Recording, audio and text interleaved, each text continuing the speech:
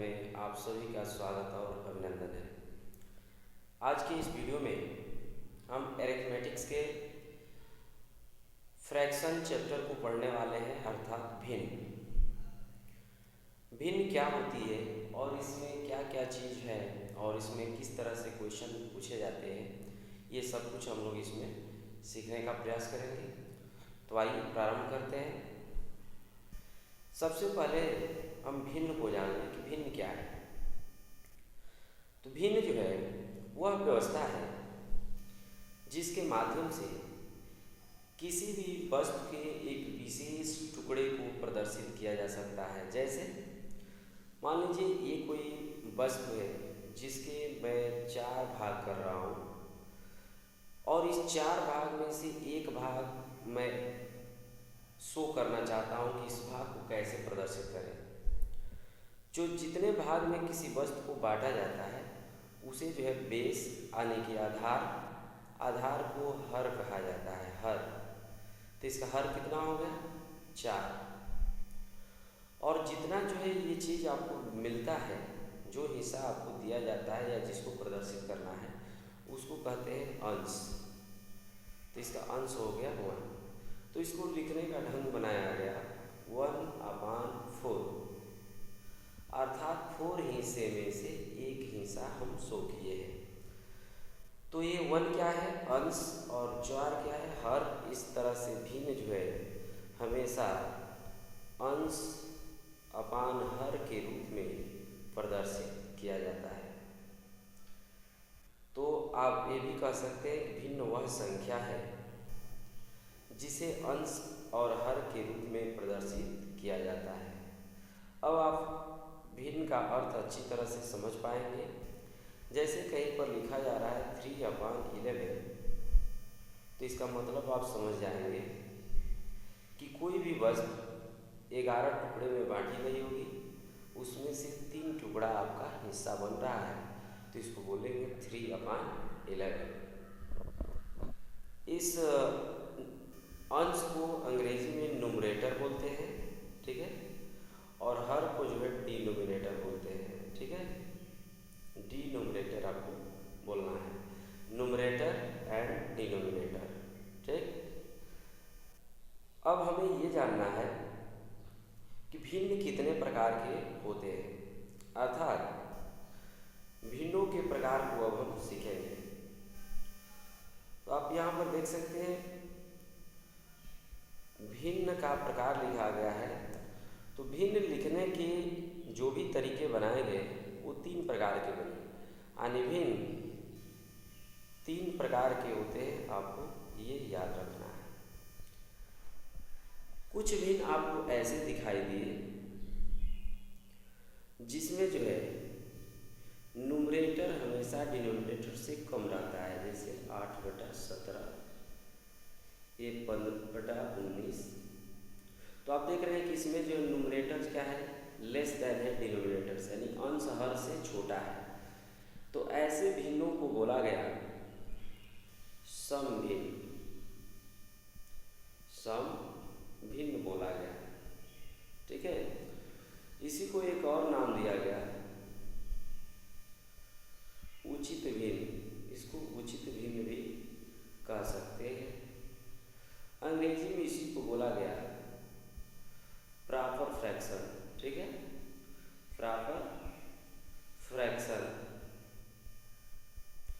तो इस तरह से आप देख रहे हैं कि कोई भी आपसे अगर पूछता है कि समभिन्न क्या है, तो आप बता सकते हैं कि वह भिन्न जिसका अंश हर से छोटा होता है समभिन्न कहलाता है। तो एक भिन्न आप अच्छी तरह से समझ गए होंगे कि ये समभिन्न या उचित भिन्न या प्रॉपर फ्रैक्शन क्या होता है। इसका अंश हमेशा हर से छोटा होता है। दूसरा भिन्न एक और बनता है, जैसे 18/11, 4/3, 9/7। आप इसमें देख रहे हैं कि अंश जो है हर से बड़ा हो चुका है। तो जब जिन भिन्नों के अंश हर से बड़े हो जाते हैं उसे विषम भिन्न कहते हैं, विषम भिन्न। इसका एक और नाम है अनुचित भिन्न। इसको अनुचित भिन्न भी कह सकते हैं और इसको अंग्रेजी में इम्प्रॉपर फ्रैक्शन बोला जाता है। इम्प्रॉपर फ्रैक्शन, ठीक है। तो आप इसको विषम भिन्न बोलिए, चाहे अनुचित भिन्न बोलिए, चाहे इम्प्रॉपर फ्रैक्शन बोलिए, लेकिन इसकी डेफिनेशन जब बोलना होगा तो आप बोलेंगे कि वह भिन्न जिसका अंश जो है हर से बड़ा होता है अनुचित भिन्न या विषम भिन्न या इम्प्रॉपर फ्रैक्शन कहलाता है। अब देख सकते हैं न्यूमरेटर ग्रेटर देन डिनोमिनेटर है, न्यूमरेटर ग्रेटर देन डिनोमिनेटर है। तो आपने दो भिन्न समझ चुके हैं।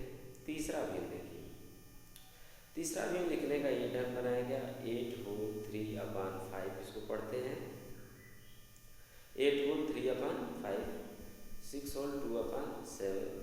इस तरह के भिन्न को बोला जाता है संयुक्त भिन्न। इसको बोला जाता है संयुक्त भिन्न, चाहे इसी को आप बोल सकते हैं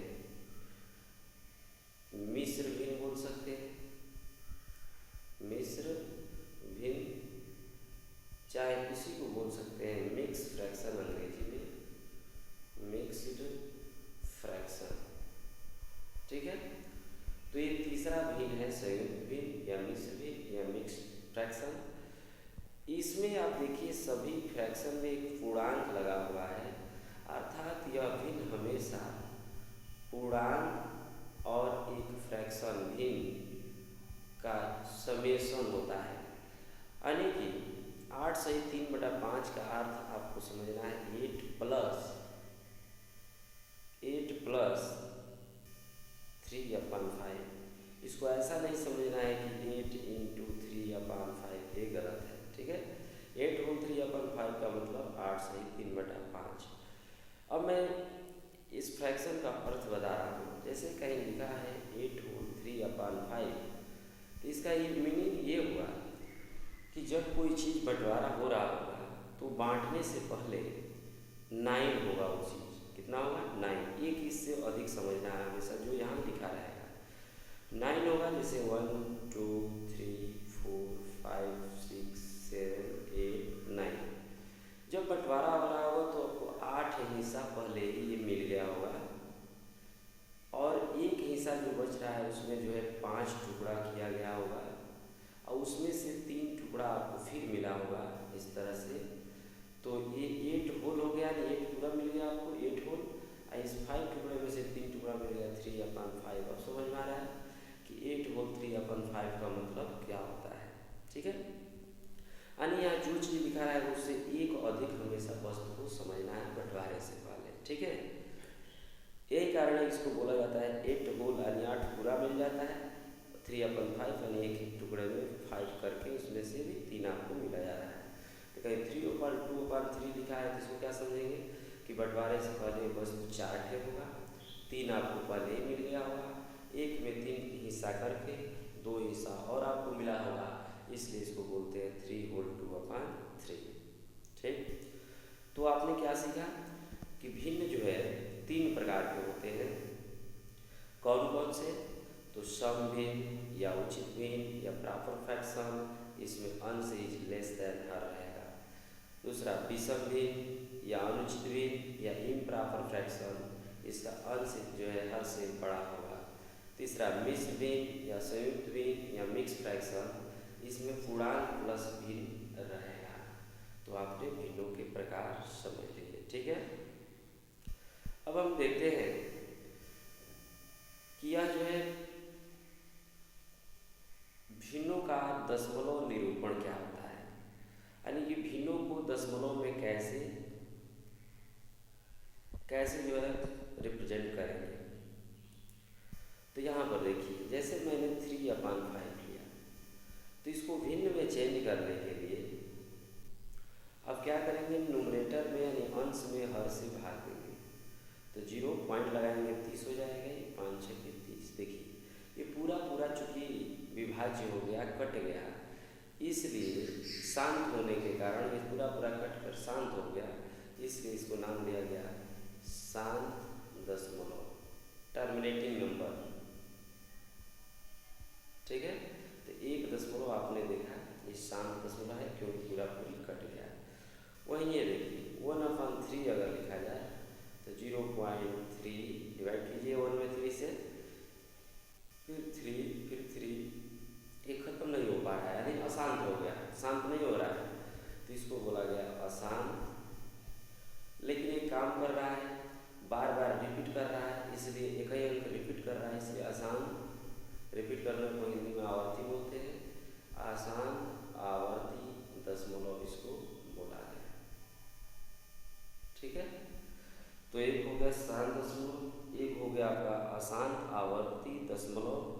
और 1 दशमलव ऐसा लिखा गया जैसे 2.5, 7, 5, 6, 9, 3, 2, 8। आप देख सकते हैं ये ऐसा दशमलव लिखा गया है जिसमें न तो रिपीट कर रहा है न ही इसका एंड हो रहा है, तो ऐसे दशमलव को बोला गया अशांत अनावर्ती। अशांत है, न रिपीट नहीं कर रहा है, इसलिए आवर्ती का अपोजिट अनावर्ती, यानी इसको बोला गया अशांत अनावर्ती दशमलव, अनावर्ती दशमलव। ठीक है, इसको कभी फ्रैक्शन में नहीं बदला जा सकता है, यही कारण है कि इस अशांत अनावर्ती दशमलव को इरेशनल नंबर यानी कि अपरिमेय संख्या भी कहते हैं, क्योंकि आपने पढ़ा है कि जिस संख्या को p/q के रूप में नहीं लिखा जा सकता है वह जो है अशांत अपरिमेय संख्या कहलाती है, इसलिए हम इसे अपरिमेय संख्या भी कह सकते हैं या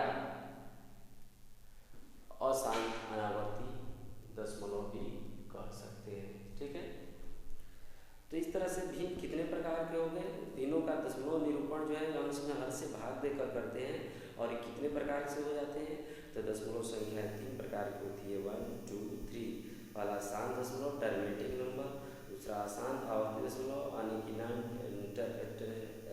टर्मिनेटिंग रेकरिंग नंबर, और यह है नॉन टर्मिनेटिंग इरेकरिंग नंबर, यानी कि कुल मिलाकर 1, 2, 3 जो है ये दशमलव संख्याएं होती है। ठीक है, तो आपने देखा कि भिन्नों को हम दशमलव में भी आसानी से बदल सकते हैं, उसके नामकरण भी जान गए। अब इसमें एक चीज़ और पूछ सकता है, जैसे कोई पूछता है कि 3441/250 शांत दशमलव है या अशांत, शांत है या अशांत आवर्ती। ठीक है, क्योंकि अनावर्ती तो होने का सवाल ही नहीं है, भिन्न में कभी बदलता नहीं है, तो ये दो चीज़ में आपको हमेशा कन्फ्यूजन रहेगा कि ये शांत है कि अशांत है। तो इसके लिए आप क्या करते हैं, अंश में हर से भागा देंगे, जो कि बहुत लंबी प्रक्रिया है। तो इसका एक ट्रिक मैं बता रहा हूँ जिससे आप आसानी से शांत अशांत बता सकते हैं। देखिए यहाँ पर आपका हर कितना दिख रहा है, 250, इसका फैक्टराइजेशन कीजिएगा। ठीक है, फैक्टराइजेशन कीजिएगा। अगर इसके फैक्टराइजेशन में केवल 2 आए, केवल 2, तो ये शांत दशमलव है। केवल 5 आए तभी भी ये शांत दशमलव है। अगर 2, 5 दोनों भी आए तो ये शांत दशमलव है। लेकिन 2, 5 के अलावा कोई नया इसमें संख्या आ जाए इसके फैक्टराइजेशन में, तो क्या हो जाएगा, अशांत। जैसे इसमें 3 आ जाता तो कहते कि अशांत है, 11 आ जाता तो कहते कि अशांत है। ठीक है, तो कुल मिला के यहाँ पर ये जो संख्या दिख रही है क्या है, शांत दशमलव है, क्योंकि इसके हर के फैक्टराइजेशन में केवल 2 और 5 आ रहा है। तो आपने क्या सीखा, यदि किसी भिन्न के हर के गुणनखंड में केवल 2 आता है या केवल 5 आता है या दोनों आता है तो शांत दशमलव होगा, अन्यथा अन्य किसी भी केस में अशांत दशमलव कहलाएगा। ठीक है, तो आपने दशमलव संख्याओं के बारे में खूब जान लिए। अब हम सीखेंगे इसके अपोजिट। ठीक है, तो दशमलव संख्या को अब हम भिन्न में बदलना, इसके अपोजिट कार्य सीखने जा रहे हैं कि दशमलव संख्या को भिन्न में कैसे बदलेंगे। तो आपने अभी देखा कि केवल 2 प्रकार के दशमलव संख्याओं को ही भिन्न में बदला जा सकता है, एक शांत को, एक अशांत आवर्ती को। तो दोनों को एक एक करके हम सीखेंगे। एक शांत दशमलव हम लिखने का प्रयास करते हैं कि शांत दशमलव संख्या एक लिख रहा हूँ, शांत दशमलव, ठीक है। जैसे 2.35 ये शांत दशमलव है।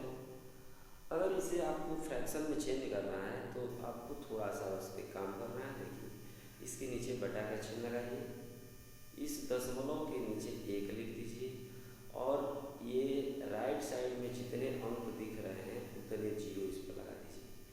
उसके बाद दशमलव को हटा दीजिए, ये हो गया 235/100। चाहे तो इसको घटा सकते हैं, 5 के 20, 5 7 35 और नीचे 5 से 5 विषम 100। अब देखिए फ्रैक्शन में चेंज हो चुका है, यानी कि 2.35 को आप चाहे तो 47/20 लिख सकते हैं। अगर फिर इसको भिन्न में बदलेंगे दशमलव में तो ये 2.35 आ जाएगा। तो आपने अब किसी भी दशमलव शांत दशमलव को भिन्न में आराम से बदल सकते हैं।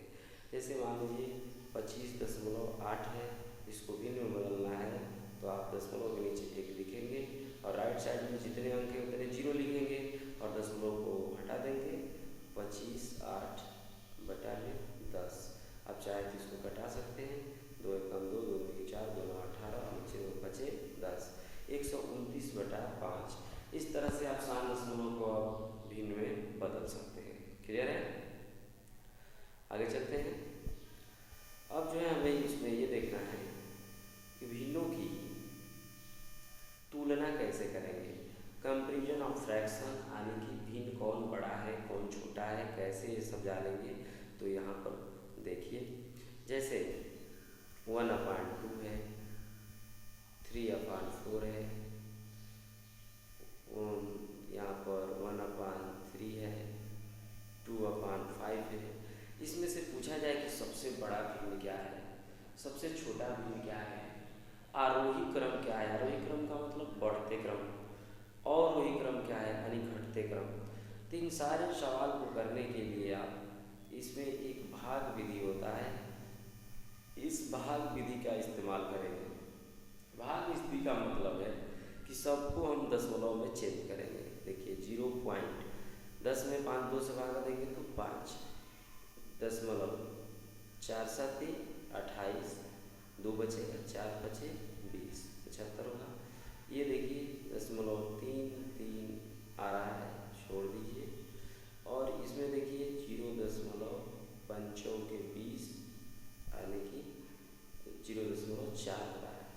तो हम सब में क्या करेंगे, 0 बढ़ाकर 2 अंक बना ले रहा हूँ जिसमें 1 अंक है। अब आप दशमलव बदलने के बाद आसानी से देख सकते हैं कि 0.50, 0.75, 0.33 और 1.4 जो है 0 में कौन सबसे बड़ा है। तो सबसे बड़ा कौन है, 0.75, अर्थात 3/4 सबसे बड़ा भिन्न हो गया। सबसे छोटा कौन है, 0.33, यानी सबसे छोटा भिन्न हो गया 1/3। तो आप जब भी किसी भिन्न में कंपैरिजन करना हो तो आप डेसिमल फॉर्म में चेंज करके ही कीजिएगा, क्योंकि ये नियम सबसे आसान होता है। इसके नियम तो कई थे, 4 इसके नियम है। भाग विधि है, ये अंतर विधि है, फिर क्रॉस मल्टीप्लिकेशन में रूल है, हर समान बनाकर किया जाता है। लेकिन सबसे सुटेबल यही है, भिन्नों को दशमलव में बदल कर उसके बाद से हम कंपैरिजन कर लेंगे। अब इसी मान लीजिए आपको आरोही क्रम में लिखना है, आरोही क्रम में इसको लिखना है। तो आरोही में बढ़ते क्रम असेंडिंग आर्डर। तो सबसे पहले छोटा वाला को लिखेंगे 1/3, मुख इधर खोल देंगे यानी कि 1/3 लेस देन हो गया। इससे बड़ा कौन है, 2/5। इससे बड़ा कौन है तो 1/2 और सबसे बड़ा कौन है तो ये हो गया आपका 3/4। इसी को उल्टा लिख देंगे तो और वही क्रम हो जाएगा, पहले 3/4 उसके बाद 1/2, ठीक है। उसके बाद से जो है 2/5, उसके बाद 1/3। तो इस तरह से आप भिन्नों को छोटा बड़ा घटते बढ़ते क्रम का क्वेश्चन अब आसानी से लगा सकते हैं, ठीक है। तो आइए चलते हैं आगे की ओर, आगे देखते हैं। तो इस तरह से आपने देखा कि भिन्नों को कैसे जो है आप छोटा बड़ा और ये जो है असेंडिंग अब यहाँ पर है कि भिन्न अंतर विधि द्वारा भिन्नों की तुलना करना। ये बहुत इंटरेस्टिंग ट्रिक है कि अगर मान लीजिए दिया गया सभी भिन्न सम है, कैसा है, सम है, सब भिन्न सम है, जैसे 3/5, 11/13, 27/29 और 41/43, ठीक है। और इसमें देखिए अंश हर का गैपिंग समान है, इसीलिए इसका नाम दिया गया है अंतर विधि। 3 और 5 का अंतर क्या है, 2। 11 और 13 का अंतर क्या है, अब देख सकते हैं 2। 27 29 का अंतर 2। 41 43 का अंतर 2। यानी कुछ भी डिफरेंस हो, डिफरेंस बराबर होना चाहिए। और सभी भिन्न अगर सम है और इसमें पूछे कि सबसे बड़ा भिन्न कौन है, सबसे बड़ा भिन्न कौन है, सबसे छोटा भिन्न कौन है, आपसे पूछा जाए तो देखिए सम का मतलब क्या होता है, सीधा, सीधापन से लिया जाता है, यानी कि आपको सीधा जवाब देना है। जो बड़ा दिखता है वो वास्तव में बड़ा है, यानी 41/43, इसमें सबसे बड़ा संख्या 43 है, इसलिए सबसे बड़ी भिन्न हो गया। और जो छोटा दिखता है वो सबसे छोटा है, तो आप देख सकते हैं 3 सबसे छोटा है, इसलिए 3/5 सबसे छोटा है। तो कितना इंटरेस्टिंग है। अब आपको 10 में बदलने की ज़रूरत ही नहीं पड़ेगा, एग्जाम में ऐसे ही क्वेश्चन दिए जा रहे हैं। अगर आप ट्रिक जानते हो तो डायरेक्ट ट्रिक मार सकते हैं विकल्प में। तो क्या सीखा आपने कि अगर सभी भिन्न सम है और अंश हर का गैपिंग समान है तो जो बड़ा दिखे वो बड़ा और जो छोटा दिखे वो छोटा। क्लियर हो गया। अब देखिए अगर सभी भिन्न सपोज दैट विषम है, यानी विषम भिन्न है, सभी भिन्न विषम है, जैसे 13/9, 19/15, ठीक है, यहाँ 41/37, ठीक है, यहाँ पर आपका है 11/7। तो आप इसमें देख रहे हैं कि सभी भिन्न विषम भिन्न है, अंश इज ग्रेटर देन हर, लेकिन अंश हर का डिफरेंस जो देख रहे हैं वो देखिए 4 का है। कितने का है, 4 का सम में है।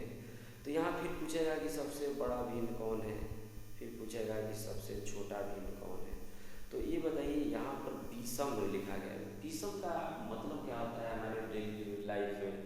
विषम का मतलब विषम परिस्थिति, यानी उल्टा, विपरीत। तो यहाँ पर आपको विपरीत जवाब देना है। जो सबसे छोटा दिखता है वो सबसे बड़ा है, यानी 11/7 सबसे बड़ा है। और जो सबसे बड़ा दिखता है वो सबसे छोटा हो जाता है, 41/37। तो इस तरह से आप आसानी से भिन्नों को बड़ा छोटा ये डायरेक्ट आप बता सकते हैं। तो देखिए भिन्न एक छोटा सा चैप्टर है, इसमें बहुत ज़्यादा कुछ नहीं है। आपको ऑलरेडी जोड़ घटाना गुणा भाग पढ़ाया जा चुका है। ये भिन्न के इम्पोर्टेंट नियम थे जो आपको बताया गया। अब हम लोग इसमें जो है कुछ क्वेश्चन जो है करने का प्रयास करेंगे कि कैसे कैसे क्वेश्चन इसमें पूछेगा, तो हम उसको कैसे जल्दी से कर पाएंगे। तो ये वीडियो कैसा लगा जरूर बताइएगा, और नए हैं तो चैनल को सब्सक्राइब कर लीजिएगा ताकि वीडियो आप तक पहुँच सके। और नेक्स्ट वीडियो में हम तुरंत नेक्स्ट डे मिलने वाले हैं। तो आज इजाज़त दीजिए, धन्यवाद।